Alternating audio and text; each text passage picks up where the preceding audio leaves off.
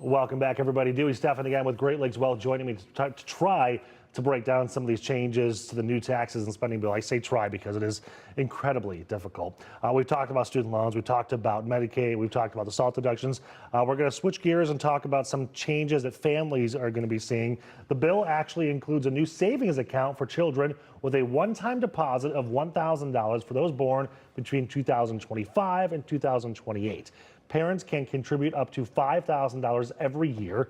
The balance will be invested into the stock market. Employers can also contribute, to up to $2,500.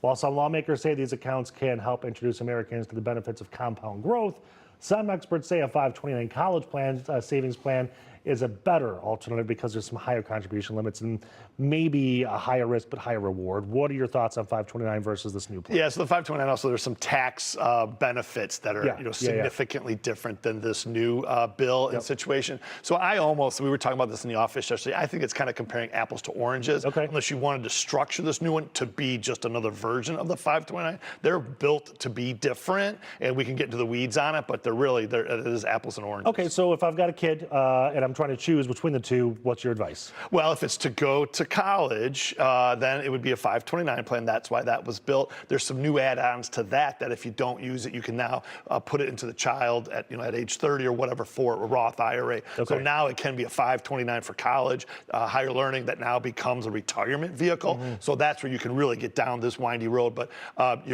if you have a child now, $1,000 that could be multi-purpose when they're 18, that's just for their future set up by the government. It's the opposite of Social Security. Same idea. The government's going to be giving you some money. So that's different than funding your own 529. Right, which is actually an interesting conversation because we've had a series here called Trade Up where the blue collar jobs and some of these apprenticeships and getting your hands dirty and doing this work versus college.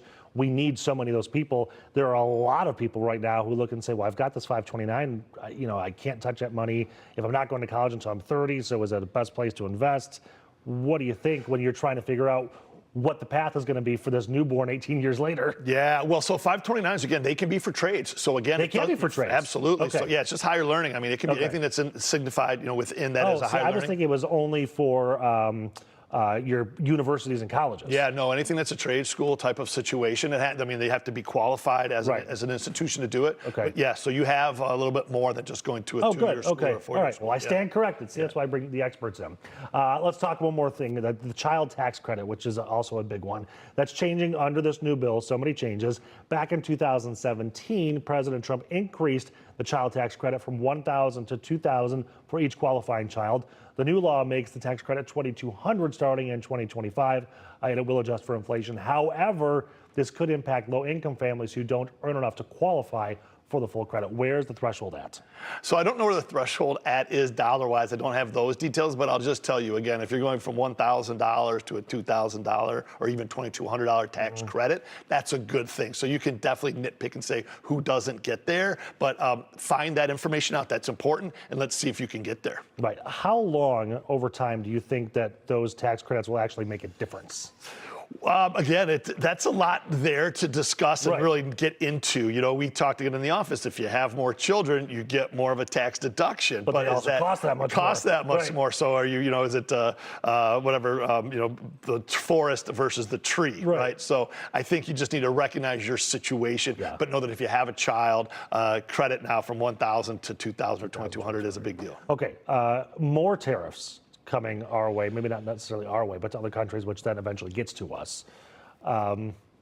It's a wide open question, but what are your thoughts? So the stock market, what you said to start this segment with the uncertainty or the volatility of the markets, that's basically based on this little bit of the BBB that came out. But Donald Trump mentioned yesterday that August 1st, it's back to his plan. Like he gave a deadline of yesterday / today to have these countries get in line, and they haven't got in line. So now he's saying that August 1st, it's between 25% and 40% on most situations with most countries. So everyone's like, oh boy, here we go. So stay tuned. That's kind of the message for this entire situation. Everything is wait and see what happens, right? We were just looking at the futures board. They're currently in the green, but who knows what's going to happen the next hour and 15 minutes before we open. So Dewey, thank you much. Always appreciate your time. Thank you. Welcome to Local 4 Live.